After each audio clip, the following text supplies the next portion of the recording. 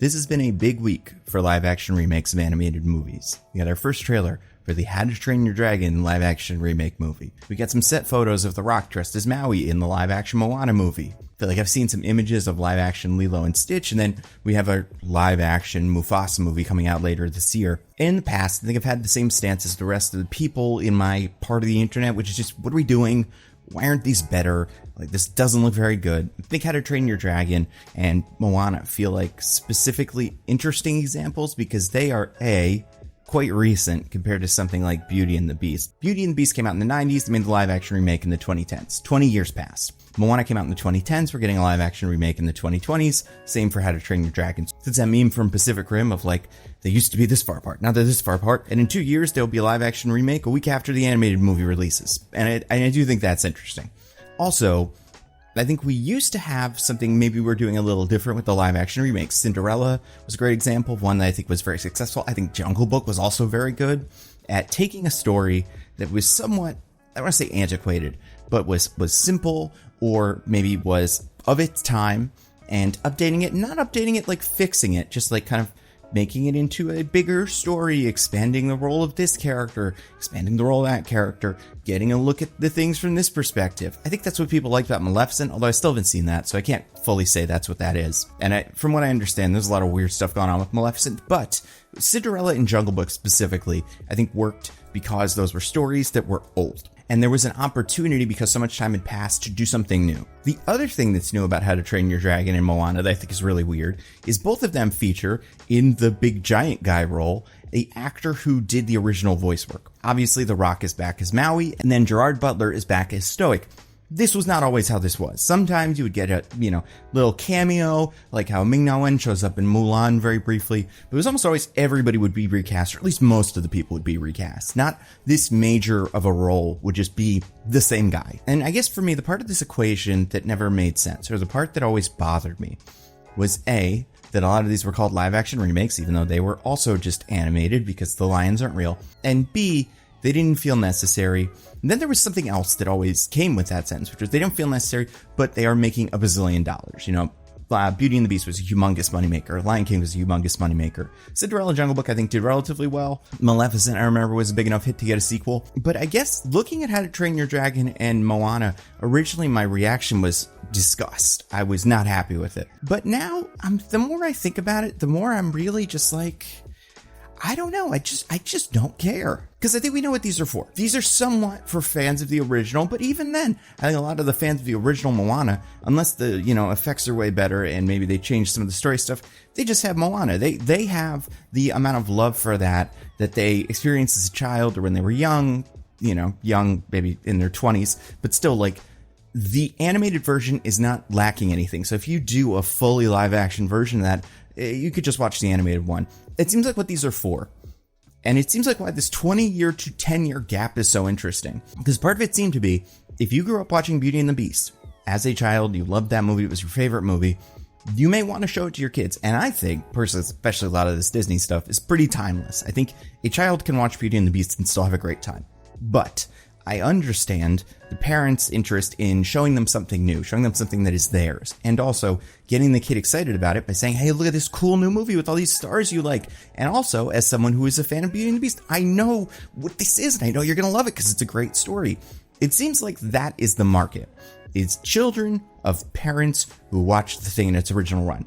That's why the Moana and How to Train Your Dragon things are a little interesting to me, because does that pipeline exist? Do people that watch the original How to Train Your Dragon movie in theaters, are they having kids that are old enough to enjoy a live action How to Train Your Dragon movie? Like, is there some sort of minimum, maybe 15 years, 20 years, whatever it is, that it has to be within? Maybe. And there's plenty of them that they're still working on. Lilo and Stitch, like I said, Hercules keeps coming up, and maybe it's going to be a Hades movie now, but still something in that area. And then someone who was like, Hercules was my favorite when I was a kid. I've heard a couple actors thrown around for Hercules, like, I don't know, none of them really I was in love with. I do think Dua Lipa is an interesting Meg, and I think vocally she can cover that. So I don't know, that's not bad casting. It's hard to say if, like, her very, very brief performance in Argyle is like, she can do all the acting stuff. But, like I always say, acting's not that hard. Mark Wahlberg can do it. But I guess why my opinion has changed now, or why I feel a little different about it now, is because We've seen so many of these, and so many of them, it feels like what happens is they just come and go. They don't feel like they have fully derailed Disney's process. Like, I think Disney does focus on these a lot, but Disney is also very interested in creating new versions of these, either sequels to Moana or completely new, animated series that they're working on, or trying to fix Frozen after that second one that nobody liked. But I guess what it feels like happened is the live action remakes came, and it seemed like there was a point where they were going to take over everything. Like, instead of making new stuff, we would just get live action remakes. And I'm sure to some extent that has, they've taken up some space in the pipeline, but it does feel like maybe we've hit some sort of middle ground where we're still going to get original animated stuff, and they're just going to make all this. Like, they're going to make a Lilo and Stitch and a Hercules and, I don't know, Pocahontas, Soundtrack of Notre Dame, like whatever we haven't done yet. But, like, honestly, what they should be doing, and what I think everybody has said they should be doing, is taking the movies that A, don't have a lot of music, and giving them music, like turning them into musicals, so that'd be fun, and B, taking movies that were not humongous hits, but are still fun, and would be fun to act out. The big two that always come up are Atlantis, whatever that one is called, I think it has a subheading, I think it's like Atlantis, The Lost City or something, and The Emperor's New Groove. Those are movies I think people look back fondly on, and I think if an Emperor's New Groove movie came out, with new music, with a star that people like I think culturally that one is tricky. All these movies are kind of tricky in that way, but like you can't get David Spade back probably to do the, Aztec prince. But then who do you cast? Who's the right guy for Cusco? Who's the right guy for Pacha? But that's a fun problem. That's something that we can solve. I think Atlantis has something similar, although the problem with Atlantis is it's kind of Avatar, and it's also kind of the second Black Panther movie, so it's something that we have seen before. I'm sure live action Princess and the Frog is on the table somewhere. I don't know. I guess it feels like we see these live action remakes as cash grabs, and a lot of times they are. But I mean, all movies are, I'm not going to say Deadpool Wolverine wasn't a cash grab, and I don't think any movie that's like Inside Out 2 wasn't a cash grab in that they made it because they thought they would make a lot of money on it. Like, there was a lot of creativity that was brought to the movie, but at the end of the day, like, they knew it was going to make $1 billion. But I guess there's a feeling like the idea of remaking movies is new. That is something that is a new phenomenon in Hollywood, and I'm sure there's more of it now than there used to be. But there's more of everything now than there used to be. Because there's more movies, there's more studios, there's Netflix, there's streaming, there's all that stuff. So tons of stuff is getting pumped out. So of course, there's going to be more live action remakes of different movies. But there's also just like, how many Star is Borns have there been? I think there have been like 5 Star is Borns. I guess someone who grew up in the 2000s, Ocean's 11 did not occur to me that was a remake or some sort of reimagining of an original thing. And I could see that conversation happening about why we need a new Ocean's 11. The other one's perfectly good and everybody can watch it. And it's like, well, people want a new one that feels a little bit more different. But so I guess the thing with the Disney live action remakes, one of the reasons I don't hate them is sometimes they can do something new. I think Moana could do something new. They could change the music, the effects, seeing Maui transform could be kind of cool. Maybe, I don't know, what else? I haven't seen Moana in years. I don't know, True Grit isn't an original story. How many Robin Hoods has Hollywood made? How many, Merlins are like stories about that? And it's like, they're remade. They're remade sometimes by the same studio, but sometimes they're not. I don't know, I guess, assuming kids enjoy this, which they seem to, I have a hard time really disliking it as long as something is different. As long as something is done differently. And I think one of the reasons How to Train Your Dragon specifically feels so strange is that not only are they making it, one-to-one in terms of some of the actors, but they're just recreating the shots and it looks pretty much exactly the same. And the dragons look the same, which is weird because as someone who was a big fan of that franchise, I remember they had a live touring How to Train Your Dragon arena show with like real big dragon puppet things and they flew around. It was pretty cool. I liked it. I saw it as an adult. Like I was definitely in my 20s and I was just like, this is on Groupon, let's go.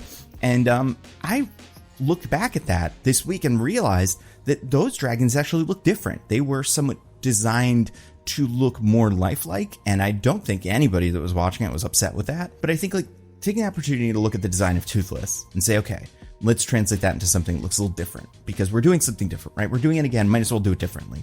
Not necessarily to change it to make it better, but just to make it something else, something new. I think that's why Detective Pikachu and live action Pikachu designs were so cool, is because they were that. Live action was like a fresh take. What will that look like? And I think that was really successful. Sonic, I think, is doing that really well too. Not that there was ever an animated Sonic movie in theaters that everybody watched, but the idea of like expanding that universe and seeing these characters that it's like, we know what Shadow looks like, but seeing him in live action is fun.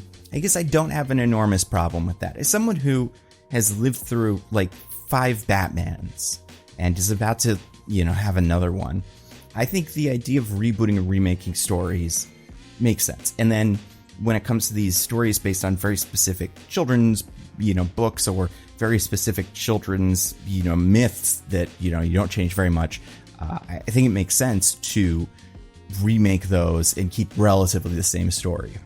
I would hope the people behind all these take some opportunities to make changes, to do something new, maybe add new songs or visualize certain things differently to make it their own. But I don't know. I used to really hate these, and now I just kind of don't care. I don't know, it just doesn't offend me as much as it used to.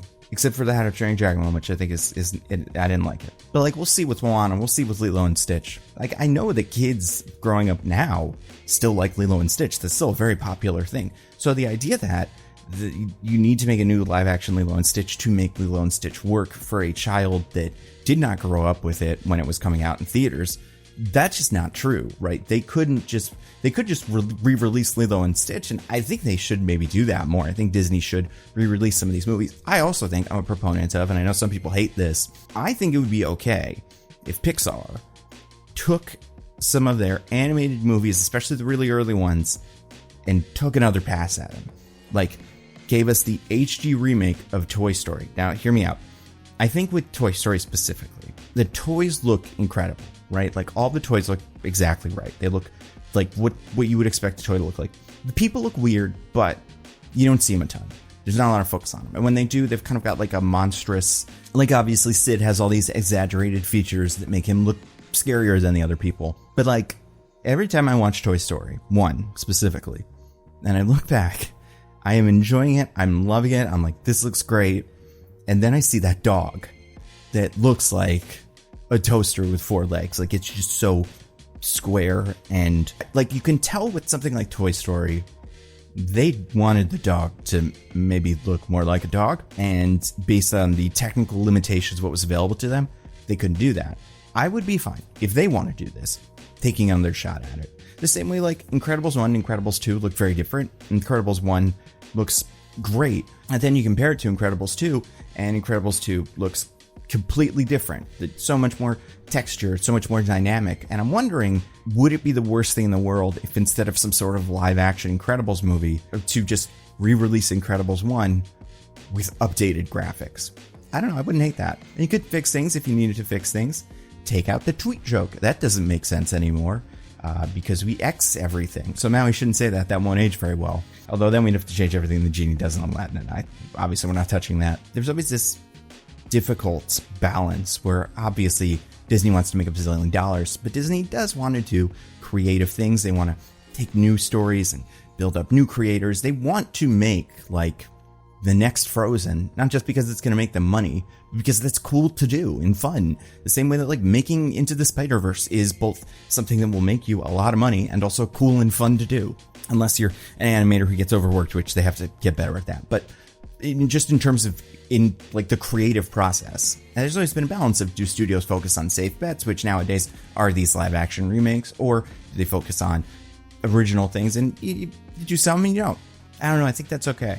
This is a video that I don't have incredibly strong opinions on, but I think my not incredibly strong opinion on it is why I wanted to make the videos, because I don't really see people saying this. And I'm curious, because this is not a thought that I've had. This is something I'm kind of working out now. What you guys think. In the comments, comment like what your thoughts are, live action remakes, updating stories, remaking movies in general in Hollywood. Do you have a remake that you love so much more than the original for whatever reason? Because I'm curious how people think about this. So yeah, that's all I got. Stay safe, and I'll see you next time.